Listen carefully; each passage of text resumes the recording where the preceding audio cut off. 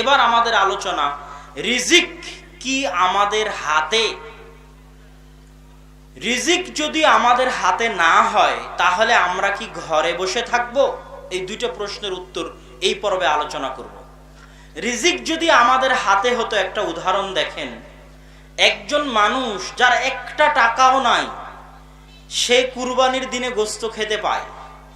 আর একজন মানুষ যে কোটি টাকার মালিক, সে একদিনও গোশত খেতে পায় না। কেননা তার এমন অসুখ, যে অসুখে যদি সে গোশত খায় তাহলে তার অসুস্থতা বেড়ে যাবে, এই জন্য গোশত খেতে পারে না। তাহলে একজনের টাকা থাকার পরেও খেতে পাচ্ছে না, আর একজন টাকা নাই তারপরেও খেতে পাচ্ছে না। রিজিকের বাম দিকে চলে আসে না।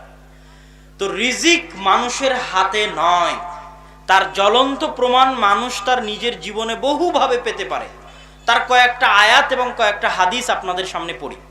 আল্লাহ সুবহানাহু ওয়া তাআলা পবিত্র কোরআন মাজিদে বলছেন, ওয়ামা মিন দাব্বাতিন ফিল আরদি ইল্লা আলাল্লাহি রিজকুহা। জমিনে এমন কোনো মশা, মাছি, সাপ, বিচ্ছু, পোকামাকড়, বাঘ, ভাল্লুক, জীবজন্তু, জানোয়ার, মানুষ, জিন বসবাস করে না যাদের রিজিকের দায়িত্ব কার নয়? আল্লাহ সুবহানাহু ওয়া তাআলার নয়। আর এক আয়াতে আল্লাহ সুবহানাহু ওয়া তাআলা বলছেন, আল্লাহু ইয়াবসুতুর রিজকা লিমান ইয়াশা। আল্লাহ যাকে চান তার রিজিক প্রশস্ত করে দেন। ওয়া ইয়াকদিরু লিমান ইয়াশা ওয়া ইয়াকদিরু লাহ। আর যাকে চান তার রিজিক সংকীর্ণ করে দেন। আর এক আয়াতে আল্লাহ সুবহানাহু ওয়া তাআলা বলছেন, আম্মান হাদাল্লাযী ইয়ারযুকুকুম ইন আমসাকা রিজকাহ। এমন কি কেউ আছে দুনিয়াতে যে আল্লাহ যদি তোমার রিজিক আটকিয়ে দেন, দুনিয়ার সেই ব্যক্তি তোমার রিজিকের ব্যবস্থা করতে পারবে? এমন কি কেউ আছে পৃথিবীতে যে আল্লাহ যদি তোমার রিজিক আটকিয়ে দেন, সে তোমার রিজিকের ব্যবস্থা করতে পারবে?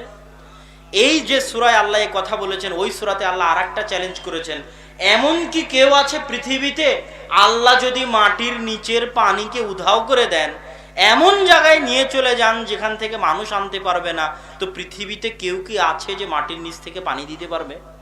পারবে না। আর এক আয়াতে আল্লাহ সুবহানাহু ওয়া তাআলা, আয়াতে নয় হাদিসে, হাদিসে কুদসিতে রাসূল সাল্লাল্লাহু আলাইহি ওয়াসাল্লাম বলছেন, আল্লাহ বলেন, ইয়া ইবাদি, হে আমার বান্দারা, কুল্লুকুম জায়ে', জেনে রাখো তোমরা সবাই ক্ষুধার্ত। সারা পৃথিবীতে যত কোটি মানুষ আছে, শত কোটি মানুষকে আল্লাহ বলছে, যত কোটি মানুষ আগে চলে গেছে তাদেরকে বলছে, যত কোটি মানুষ ভবিষ্যতে আসবে তাদেরকে বলছে, ইয়া ইবাদি, হে আমার বান্দারা, কুল্লুকুম, তোমরা সবাই, আমরা স্টেজে যারা বসে আছি সবাই, সামনে যারা বসে আছি সবাই, কুল্লুকুম, প্রত্যেকেই, জায়ে', ক্ষুধার্ত, সকলেই ক্ষুধার্ত। একমাত্র খেতে পায় সে, একমাত্র খেতে পায় সে, ইল্লা মান আতআমতুহু, যাকে আমি আল্লাহ খেতে দিই। আল্লাহু আকবার। আল্লাহ সুবহানাহু ওয়া তাআলার ওপেন চ্যালেঞ্জ, কুল্লুকুম, প্রত্যেকেই, প্রত্যেকেই ক্ষুধার্ত, একমাত্র খেতে পায় সে যাকে আল্লাহ খেতে দেন।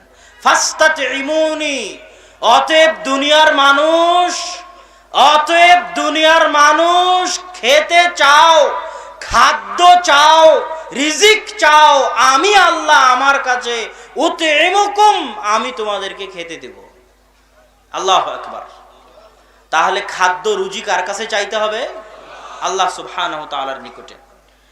আরেক হাদিসে রাসূল সাল্লাল্লাহু আলাইহি ওয়াসাল্লাম বলছেন, আল্লাহ সুবহানাহু ওয়া তাআলা বলেন হাদিসে কুদসি, ইন্না আউওয়ালাকুম ওয়া আখিরাকুম ওয়া ইনসাকুম ওয়া জিন্নাকুম, হে দুনিয়ার মানুষ, পৃথিবীর প্রথম ব্যক্তি থেকে নিয়ে পৃথিবীর শেষ ব্যক্তি পর্যন্ত, জিনদের শুরু থেকে নিয়ে জিনদের শেষ পর্যন্ত সকলেই যদি, আদম থেকে নিয়ে কিয়ামত পর্যন্ত সকল মানুষ, জিনের শুরু থেকে নিয়ে কিয়ামত পর্যন্ত সকল জিন, কামু ফি সাঈদিন ওয়াহিদ, এক মাঠে জমা হয়, এক মাঠে।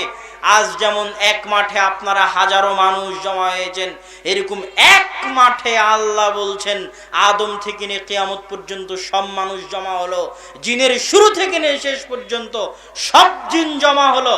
ফাসালুনি, যার যা চাওয়ার আছে আমার নিকটে চাইলো।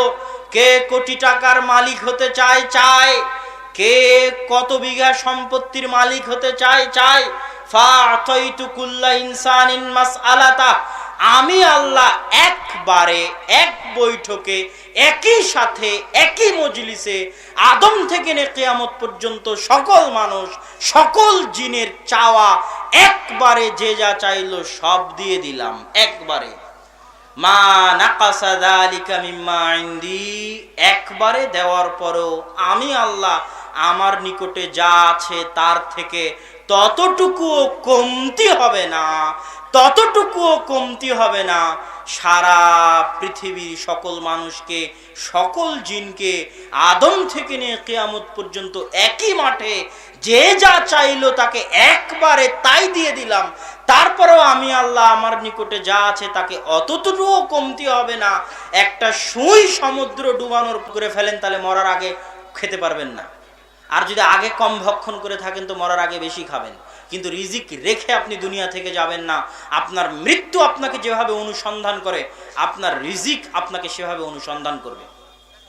রিজিক আর আল্লাহর সম্পর্ক বুঝাতে গিয়ে আর দুইটা কথা বলি। মারিয়াম আলাইহা সালাতু ওয়াস সালাম, ইমরাতু ইমরান, ইমরানের স্ত্রী বলল, আল্লাহ আমার পেটে যা আছে আমি তা তোমার রাস্তায় মুহাররার, তোমার রাস্তায় ওয়াকফ করে দিলাম। তারপরে যখন প্রসব হলো দেখলেন মেয়ে সন্তান, অথচ তার ধারণা ছিল হবে ছেলে সন্তান। কেন ছেলে সন্তান কি আল্লাহর রাস্তায় দেওয়া যায়? মেয়ে তো পর্দার বস্তু, কেমনে আল্লাহর রাস্তায় দিবেন? আল্লাহ বলছেন আল্লাহু আ'লামু বিমা ওয়াদাআত, সে যে মেয়ে সন্তান দিচ্ছে এটা আল্লাহ আগে থেকেই জানেন। ওর আশ্চর্য হওয়ার এখানে কিছু নাই, আল্লাহ আগে থেকেই জানেন সে মেয়ে সন্তান দিচ্ছে। আল্লাহ সুবহানাহু ওয়া তাআলা তার নাম রাখলেন মারিয়াম, তার দায়িত্ব দেওয়া হলো জাকারিয়া, জাকারিয়া নবী। খাদেমা করে দেওয়া হলো বাইতুল মাকদিসের, বাইতুল মাকদিস ঝাড়ু দেওয়া পরিষ্কার করা দায়িত্ব তার। খালু জাকারিয়া আলাইহিস সালাতু ওয়াস সালাম নবী, তাকে করা হলো দায়িত্বশীল। কুল্লামা দাখালা আলাইহা জাকারিয়াল মিহরাব ওয়াজাদা ইনদাহা রিজকা, যখনই জাকারিয়া মারিয়ামের মেহরাবে প্রবেশ করে তখনই দেখে তার নিকটে অসময়ে রিজিক, অসময়ের ফল, অসময়ের আম, অসময়ের জাম, কাঁঠাল, লিচু, কমলা, আপেল। তখন সে বলে, ইয়া মারিয়াম আন্না লাকি হাযা, মারিয়াম অসময়ের এই খাবার কোথায় থেকে আসলো? মারিয়াম বলছেন, ইন্নাল্লাহা ইয়ারযুকু মান ইয়াশা বিগাইরি হিসাব, আল্লাহ যাকে চান তাকে বেহিসাব রিজিক দিতে পারেন। এই দৃশ্য দেখার পর জাকারিয়ার অন্তরে কামনা জাগলো, আহ, ইমরানকে যদি আল্লাহ এরকম একজন মেয়ে দিতে পারে যাকে আল্লাহ খাদ্য পাঠান, আমাকে কি আল্লাহ এরকম একটা সন্তান দিতে পারেন না? হুনালিকা দা জাকারিয়া রাব্বাহ, সাথে সাথে জাকারিয়া মেহরাবে দাঁড়িয়ে গেলেন সালাতের জন্য, আল্লাহকে ডাকার জন্য। আল্লাহকে ডাকার সবচেয়ে বড় মাধ্যম কি বলেন তো? সালাত। জাকারিয়ার মনে চাইলো একটা সন্তান, জাকারিয়া সালাতে দাঁড়িয়ে গেলেন। দাঁড়িয়ে গিয়ে বলছেন, আল্লাহ আমি বৃদ্ধ হয়ে গেছি, ওয়াস্তা আলার রাসু শাইবা, আমার চুল পেকে সাদা হয়ে গেছে, ওমরাতি আকির, আমার স্ত্রী বন্ধ্যা, আমার স্ত্রী আগে থেকেই বন্ধ্যা। যখন যুবক ছিলাম তখন আমার সন্তান জন্ম দেওয়ার ক্ষমতা ছিল, আমার স্ত্রী বন্ধ্যা ছিল, সন্তান হয়নি। আজ আরো বিপরীত, আজ আমি বৃদ্ধ হয়ে গেছি, চুল পেকে গেছে, আজ আমারও সন্তান জন্ম দেওয়ার ক্ষমতা নাই, আবার আমার স্ত্রী বন্ধ্যা, আবার আমার স্ত্রী বৃদ্ধা, সন্তান হওয়া এখন অসম্ভব। অসম্ভব নয়? কি বলেন, কথা বলছেন না কেন? অবশ্যই অসম্ভব নয়, অবশ্যই অসম্ভব। ওনার স্ত্রী বন্ধ্যা আর ওনার চুল পেকে গেছে, উনি হয়ে গেছেন বৃদ্ধ।